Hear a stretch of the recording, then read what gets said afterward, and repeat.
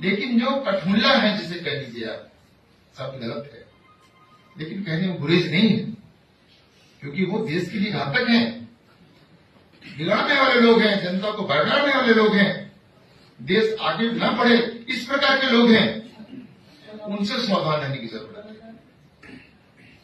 Allahabad high court के justice Shekhar Kumar Yadav को सुना। जब ऐसे न्यायाधीश होंगे तो न्याय व्यवस्था और संविधान की रक्षा कैसे होगी, कैसे इनको यहाँ बैठाया गया। ये मैं नहीं, सुप्रीम कोर्ट के सीनियर वकील और राज्यसभा सांसद कपिल सिब्बल कह रहे हैं। कपिल सिब्बल इनके खिलाफ महाभियोग लाने की तैयारी कर रहे हैं। इनका बयान असंसदीय है, अशोभनीय है। एक विशेष वर्ग ग्रुप के खिलाफ दिया गया बयान एक न्यायाधीश के लिए उचित नहीं है। आइए कपिल सिब्बल जो कह रहे हैं पूरा सुनते हैं।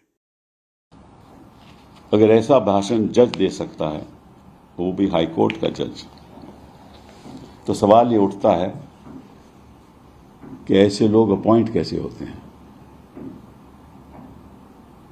सवाल ये भी उठता है कि ऐसे लोगों को हिम्मत कैसे होती है कि ऐसे बयान दें।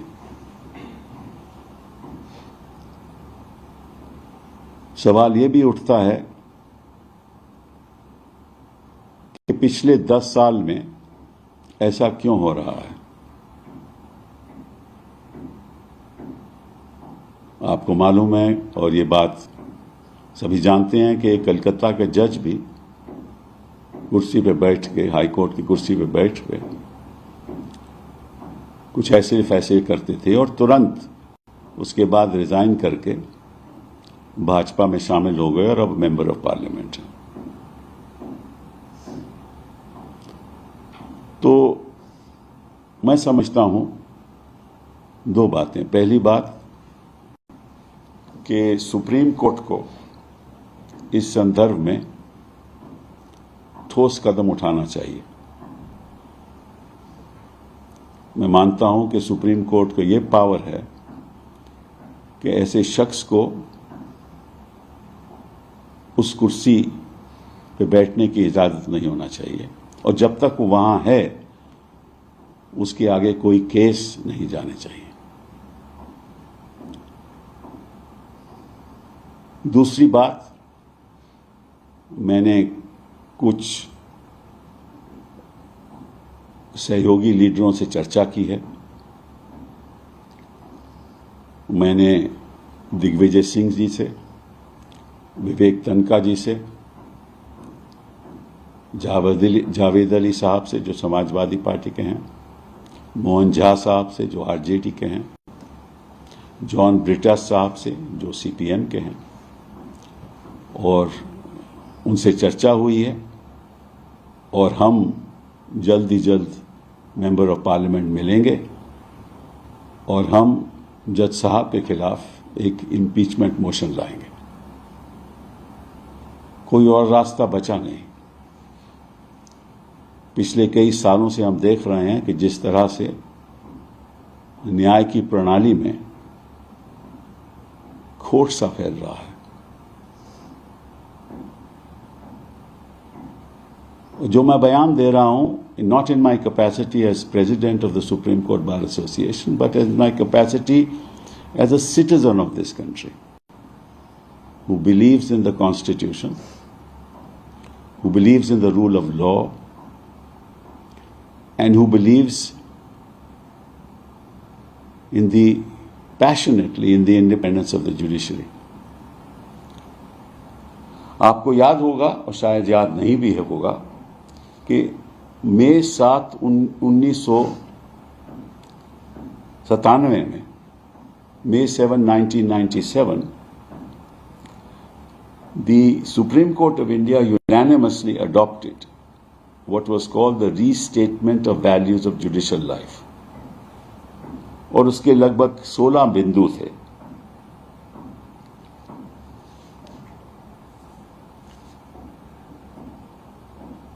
और पहला बिंदु ये था कि note any official or personal act of a judge in the Supreme Court or the High Court which tends to destroy this perception should be avoided.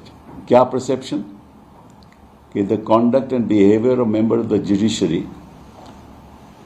must reaffirm the public's confidence in the impartiality of the judiciary. मतलब कि अगर कोई भी ऐसा आप personal काम करो, personal बयान दो या कॉन्डक्ट हो आपका पर्सनल, तो वो संदेश नहीं जाना चाहिए कि मैं कोई पक्षपात में बिलीव करता हूं, और अगर ऐसा कोई करता है तो वो जुडिशियल लाइफ के जो बिंदु हैं उसका उल्लंघन कर रहा है। साथ साथ में ये उन्होंने कहा, a judge is expected to speak his own judgments. He should not give interviews to the media. ये तो भाषण दे रहे हैं, ये तो जैसे एक पॉलिटिशियन है कि आगे क्या होना चाहिए और इनकी सोच क्या है, अल्पसंख्यकों के बारे में सोच क्या है, मुस्लिम कम्युनिटी के बारे में, उनके बच्चों के बारे में सोच क्या है।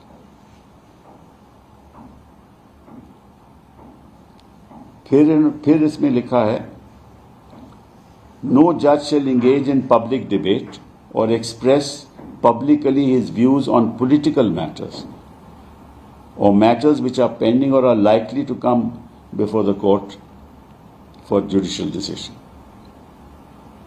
क्योंकि राजनीतिक आपको बयान नहीं देना चाहिए, देना ही नहीं चाहिए, लेकिन ये तो कहीं आगे चले गए। ये तो भड़काऊ बयान है, ये तो नफरत का बयान है। This is hate speech in every sense of the word. This is a violation of all principles of judicial conduct. It is clearly misconduct of a judge sitting in a high place. साथ में last इसका है, a judge should at all times be mindful that he is in the public eye and should not do any act or omission which is prejudicial to his office or to the public esteem of the office. ये सब चीजों, सब principal का ये उल्लंघन है। और मैं चाहूंगा कि इसमें जो सत्ता पक्ष के लोग हैं वो हमारे साथ जुड़ें और हम इकट्ठा होकर इस जज की इम्पीचमेंट करें। ये कोई पक्ष प्रतिपक्ष की बात नहीं है,